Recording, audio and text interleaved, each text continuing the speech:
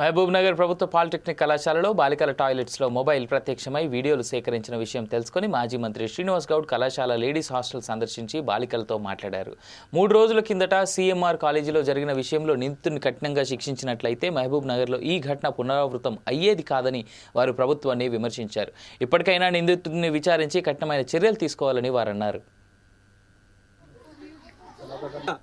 Social మీడియాలో మీరు బెదిరించి అసభ్యకరంగా వాడు క్రియేట్ చేసి మీ అమ్మకి చెప్తా, మీ నాన్నకి చెప్తా, లేకపోతే సోషల్ మీడియా పెడతా అంటే ఎవరు భయపడకండి. అవన్నీ కల్పితాలు. ధైర్యంగా ఉండండి. అలాంటి వాళ్ళని చెప్పుతూనే కొట్టండి, లేదంటే డిపార్ట్మెంట్ పోలీసులకు అప్పచెప్పండి.